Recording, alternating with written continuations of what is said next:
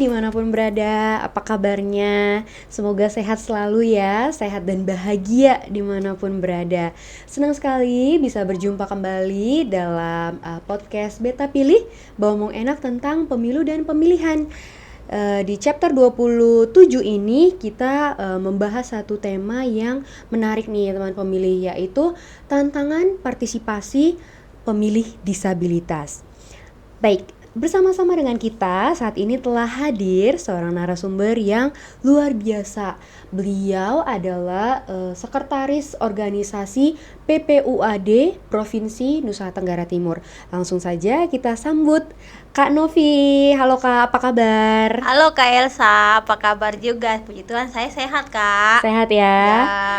Ini berarti kali pertama Kak Novi ada di podcast Beta Pilih kah? Benar sekali, makasih Kak sudah mengundang saya di sini. Makasih juga loh Kak sudah mau bergabung bersama-sama dengan kita ya. Ya.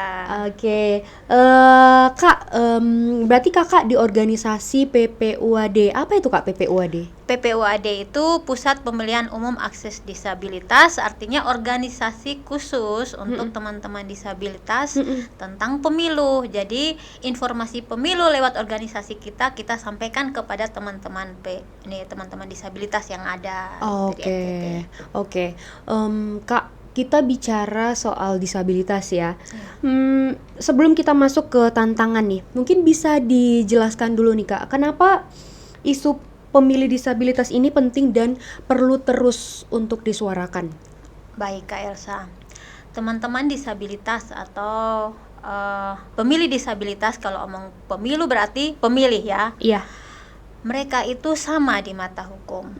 Mereka punya hak yang sama nih Kak Elsa dengan kita. Iya. Di Undang-Undang Dasar tahun 1945 itu sudah mengatur hak politik penyandang disabilitas ada di situ. Iya. Undang-Undang 7 tahun 2017 tentang pemilu ada mengatur di situ. Nah, ada juga nih Undang-Undang tentang disabilitas, yaitu Undang-Undang 8 tahun 2016 Kak. Di situ menegaskan pemilih disabilitas yang sudah memenuhi syarat punya hak yang sama di mata hukum.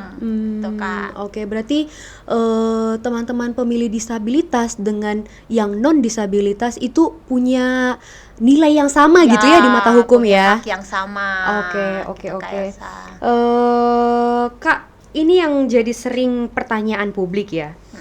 Apa tantangan utama yang membuat partisipasi pemilih disabilitas itu kurang optimal, Kak?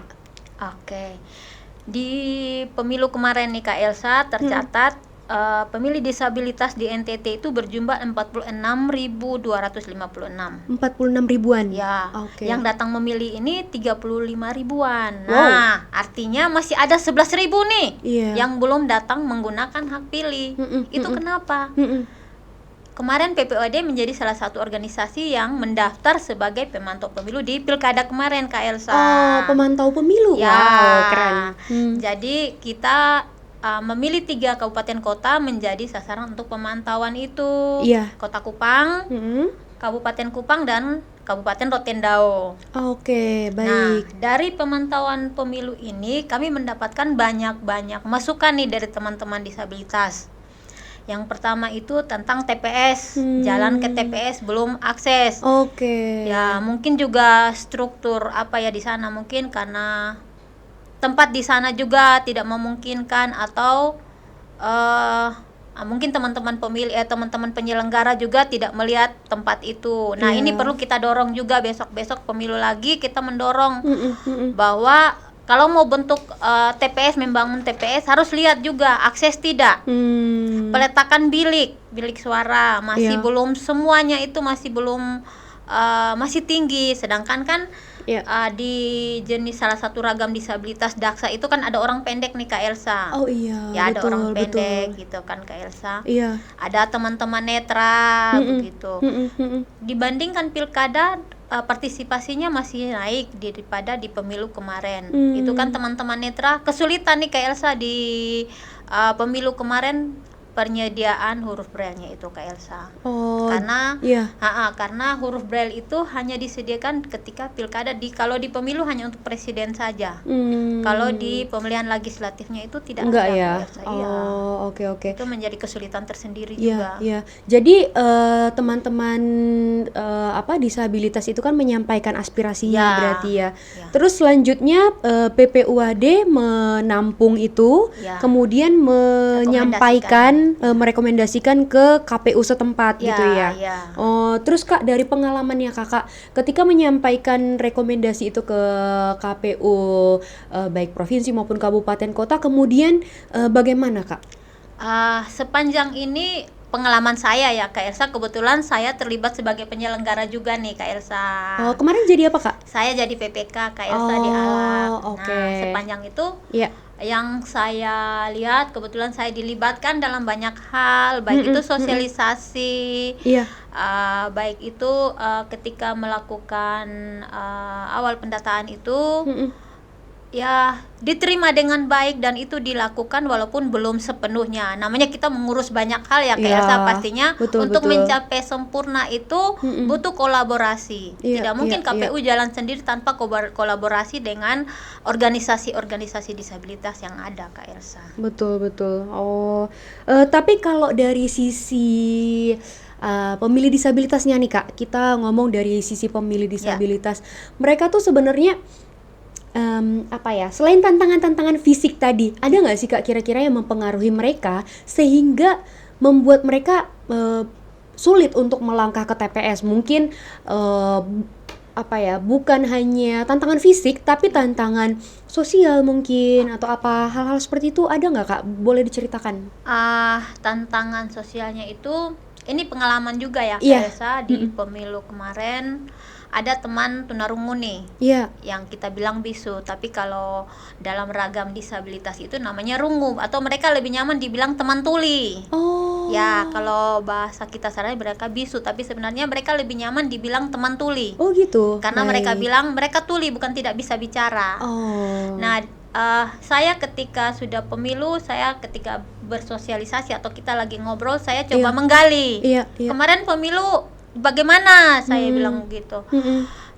Saya itu, kata teman saya yang tuli, bahwa saya datang ke TPS, saya datang awal. Iya. Tapi saya tidak tahu mereka panggil saya karena saya tidak mendengar. Iya. Nah, ini salah satu tantangan nih Kak Elsa. Artinya Iya. perlu ada semacam ketika pembentukan penyelenggara tingkat bawah, perlu dilakukan sosialisasi bagaimana kita menghadapi teman-teman disabilitas yang berbagai ragam ini. Betul. Nih, Kak Elsa, karena tidak semua masing-masing ragam ini dengan tantangannya sendiri Kak Elsa. Mungkin dengan Daksa ini tantangan ketika ke TPS. Iya. Teman-teman netra ini juga hambatannya ke TPS, teman-teman tuli hambatan pendengaran. Begitu Kak Elsa. Tapi kalau misalnya jenis pendataannya Kak, itu sudah ini belum ya? Sudah sesuai kah? Itu kalau pemilu kemarin sudah Kak. Sudah ada ragamnya. Sudah ada ragamnya. Artinya sudah terpetakan dengan tepat sebenarnya. Tapi sebenarnya belum juga sih Kak. Gimana belum masuk semua. Kayak teman-teman tuli itu belum. Terus teman-teman netra itu kayaknya kalau masukan dari saya, pemilu akan datang, kita perlu spesifikasi lagi sehingga ketika pelayanan di TPS, teman-teman KPPS tahu nih, di TPS saya ada pemilih dengan jenis ini. Jadi mungkin ketika teman-teman mengalami hambatan, teman-teman KPPS mengalami hambatan untuk bersosialisasi dengan mereka, mungkin 1-2 hari sebelum itu mungkin bisa berkomunikasi atau mencari organisasi-organisasi yang ada di sekitar untuk membantu mereka. Mungkin minta untuk mendampingi ketika datang ke TPS itu sendiri Kak Elsa. Itu Kak yang saya juga mau tanyakan. Berarti dari PPUAD itu kemarin lakukan pendampingan juga Kak? Atau itu dari KPU yang kemarin misalnya nih ada disabilitas jenis tertentu yang harus dijemput mungkin dari rumah untuk ke TPS gitu-gitu? Kalau yang seperti itu sekarang ini keluarga sudah mulai terbuka ya Kak Elsa. Oh. Sebenarnya itu perlu dukungan keluarga juga. Iya, Untuk betul. datang ke TPS itu perlu dukungan keluarga. Mm-mm. Saya selalu memberikan masukan kepada mereka. Saya share ada informasi apa ketika di tahapan pemilu, saya ada di grup-grup organisasi mana, saya share ke mereka. Saya coba berbagi informasi. Nah, teman-teman ini walaupun misalnya mereka punya keinginan untuk datang, tetapi ada hambatan lagi, misalnya mereka tidak bisa jalan. Nah, dukungan keluarga itu juga perlu nih Kak Elsa. Nah, yang seperti saya bilang 11.000 ini belum datang mungkin, tapi kalau mau lihat ya Kak Elsa, dibandingkan pemilu sebelumnya, kali ini partisipasinya sangat meningkat. Oh, yang kali ini berapa Kak partisipasinya? 75% ada Kak Elsa. 75 Karena ya?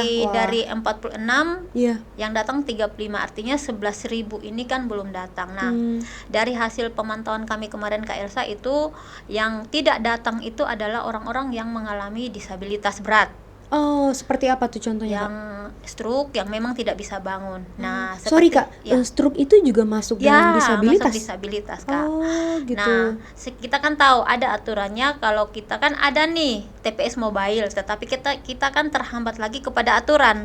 Jarak dari TPS untuk melakukan mobile kan ada jarak. Betul. Ada aturan jaraknya. Iya, betul. Nah, itu juga tidak serta-merta ya. Karena kita juga dikejar waktu kan Kak Elsa, untuk melakukan pencoblosan. Artinya sepanjang ini partisipasi saya rasa sudah bagus.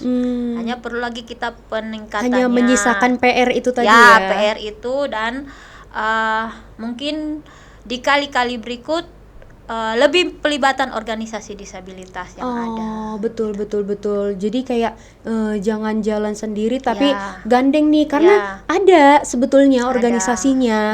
Akan lebih maksimal kalau misalnya kita kolaborasi dengan organisasi disabilitas seperti itu ya. Kak. Berarti dari 11.000 tadi nih Kak ya, teman-teman disabilitas yang belum menggunakan hak pilihnya, sempat di-mention tadi kan kebanyakan sebagian besar tuh yang disabilitas berat. Selain stroke apa lagi Kak jenisnya? Jenisnya itu selain stroke ya kebanyakan itu stroke Kak Elsa. Terus ada lagi yang dari kecilnya memang dia ada yang masih dipasung. Iya Kak, masih ada. Tapi itu di kabupaten lain Kak. Terus ada yang memang jenis disabilitasnya memang tidak bisa dibawa. Miris ya Kak Elsa kalau ngomong tentang disabilitas yang kita ketahui ada yang yang memang kita tidak bisa untuk membawa mereka ke TPS. Malah dari 11.000 ini sebenarnya ada, tapi tidak bisa terdata karena mereka tidak punya identitas diri. Itu ada Kak Elsa. Iya. Nah, kesulitannya itu adalah ketika membawa mereka untuk melakukan itu ya, ada yang mungkin karena ODGJ, ada yang memang tidak bisa dibawa, ada yang memang kita tidak bisa ajak dia untuk komunikasi. Nah, kalau kalau yang seperti itu memang berarti sulit untuk sulit untuk ditolong berarti kalau kayak gitu ya. Iya. Masalahnya kan kita ngomong pemilu artinya ada rambu-rambu nih Kak Elsa. Usia betul. 17 tahun. Dan dia sehat jasmani dan rohani. Betul. Dan memenuhi syarat sebagai pemilih itu salah satunya kan identitas diri Kak Elsa. Benar. Jadi sekuat apapun kita berusaha untuk itu, kalau dia tidak punya identitas penduduk untuk kita data sebagai, walaupun dia memenuhi syarat nih, dia sudah 20 tahun, kembali lagi punya identitas diri tidak untuk dijadikan pemilih Kak Elsa. Terus Kak, PPUAD itu tadi sempat disebutkan juga 3 sebagai pemantau pemilihan di 3 kabupaten kota. Kenapa di 3 itu Kak? Kemarin itu kita kembali kepada kesediaan lokasi dan teman-teman juga di sana. Karena misalnya di kabupatenku, karena yang melakukan pemantau ini teman-teman difabel atau teman-teman disabilitas itu Kak, bukan kita yang non. Jadi mereka yang langsung jadi volunteernya berarti. Mereka yang menjadikan pemantau itu Kak. Iya. Jadi saya di Kabupaten Rote itu 15 orang. 15 orang ya. Iya, 15. Kota Kupang 15. Ini Rotendao 15 orang.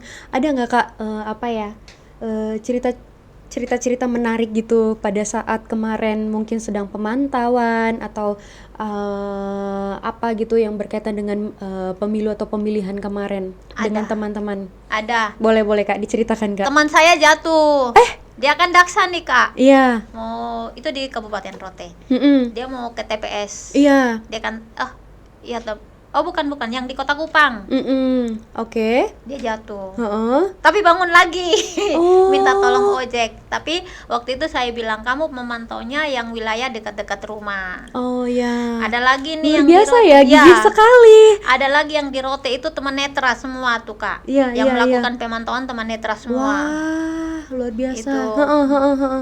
Dia cerita Kak, medannya lumayan Kak. Kan saya dari awal bilang teman-teman cari yang tidak terlalu sulit. Kakak, di sini tidak ada yang tidak sulit. Semuanya sulit. Semuanya sulit, tapi bisa. Siap, perintah bisa katanya. Wah, begitu luar ya. biasa, Kak. Ya, saya bilang ini adalah kerja kita untuk menghasilkan pemilu inklusi yang kita teriak-teriak, kita gadang-gadangkan, kita bicara terus tentang pemilu inklusi. Kalau kita hanya menunggu dari KPU, Betul. tidak bisa. Kita harus melakukan di lapangan. Iya. Sehingga KPU melihat, oh ya ternyata ini nih hasil nih. Sehingga kemarin setelah melakukan pemantauan kami memberikan rekomendasi itu dari hasil pemantauan itu Kak Elsa. Keren ya, saya dengernya kayak teman-teman pemilih aja punya teman-teman disabilitas aja punya daya juang yang setinggi itu untuk mewujudkan pemilu yang inklusif gitu ya.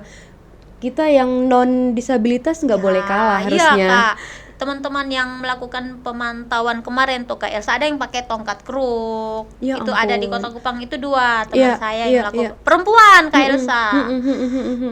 Ada yang daksa, ada yang netra.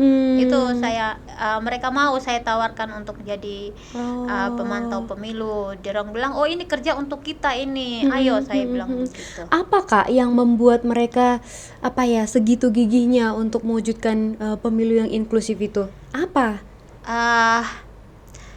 Kalau kita mau mendorong sesuatu ke atas, artinya kita harus membuktikan dari diri kita Kak Elsa. Kalau kita tidak melakukan itu, bagaimana kita mau menyampaikan bahwa ini pemilu tidak inklusi atau pemilu inklusi seperti ini? Iya betul. Sesuatu tidak bisa dilahirkan dari pembicaraan saja Kak Elsa. Kalau kita tidak ada di lapangan. Jadi memang harus dari diri kita sendiri gitu ya. Dari diri, terus kita sudah melakukan itu. Iya. Sehingga orang melihat bahwa oh ya ini hasil kerja mereka, begitu Kak Elsa. Oke Kak, dari tadi kan kita sudah bahas nih tantangan yang dihadapi. Sekarang kita ingin tahu, menurut Kakak dari point of view-nya PPUAD gitu ya, apa solusi dan langkah yang harus dilakukan agar pemilu semakin inklusif? Ini yang saya tunggu Kak Elsa. Dari semua pertanyaan ini yang saya tunggu. Iya, silakan Kak. Kalau dari PPUAD sendiri adalah bahwa kami ingin KPU bergandengan tangan lah, atau melakukan semacam kolaborasi dari sejak sebelum tahapan. Sebelum tahapan. Iya. Sebelum tahapan dan pada tahapan-tahapan yang akan berjalan. Artinya setiap tahapan itu kan harus diberikan disosialisasikan sehingga mereka paham, jangan nanti pas sudah mau pendataan dan pencoblosan baru mereka tahu. Iya, betul. Sedangkan pemahaman tentang pemilu ini kan harus dari awal dan sementara. Iya, betul. Nah, di sini PPUAD mau bilang, kami siap berkolaborasi dengan KPU untuk mensukseskan pemilu akan datang. Iya, keren. Gitu, Kak. Jadi kolaborasi ya Kak. Ya. Karena ya memang sekarang juga zamannya kolaborasi. Jadi nggak zaman lagi kita sendiri-sendiri. Toh keberhasilan pemilu dan pemilihan itu bukan semata-mata tugas KPU saja, tapi tugas kita semua, tugas stakeholder, pemangku kepentingan, tugas masyarakat, semua orang, organisasi-organisasi yang ada. Betul.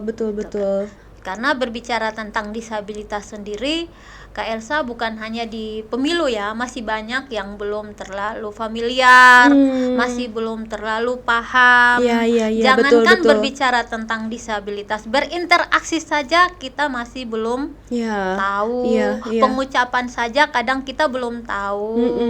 Jadi itu yang kita selalu Betul.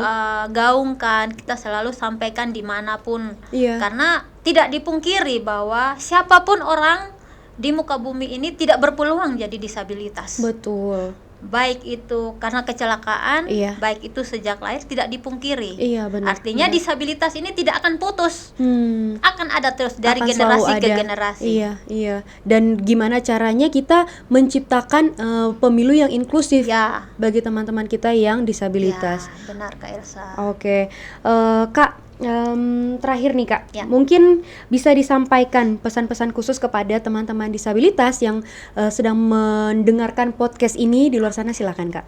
Baik, untuk teman-teman saya yang di sana yang menonton podcast ini, teman-teman disabilitas, pemilu itu adalah pesta demokrasi. Pemilu itu milik kita semua. Jangan pernah takut untuk ikut pemilu. Ya. Jangan pernah takut. Karena pemilu itu adalah kita menyampaikan hak pilih kita, aspirasi kita, memilih orang yang pantas menurut kita untuk menjadi pemimpin. Karena itu jangan takut datang ke TPS. Jangan takut untuk tanya-tanya. Datang di KPU. Betul. Tidak tahu apa datang KPU. Iya. KPU terdekat dari rumah kita. Karena suara kita berharga. Ya, suara Satu kita pun berharga. Satu suara menentukan 5 tahun ke depan loh Kak Elsa. Betul. Siapapun juga kita, sepanjang memenuhi syarat untuk memilih, Ya, gas kita kan. jadi pemilih. Gitu ya Kak Elsa ya. Iya, oke, luar biasa sekali Kak Novi, banyak insight dan juga pengalaman-pengalaman baru yang tadi diceritakan ya selama kita diskusi. Dan betul teman pemilih dimanapun teman pemilih berada, bahwa pemilu yang baik adalah pemilu yang mengikut sertakan semua orang tanpa terkecuali. Betul ya Kak? Ya. Oke, demikian teman pemilih podcast kita edisi kali ini, chapter ke-27 bersama dengan Kak Novi dari PPUAD Provinsi Nusa Tenggara Timur. Teman pemilih dimanapun berada, ayo terus share, like, komen, dan subscribe akun YouTube KPU Provinsi Nusa Tenggara Timur untuk mendapatkan informasi kepemiluan lainnya. Demikian teman pemilih, sampai jumpa di chapter berikutnya. See you!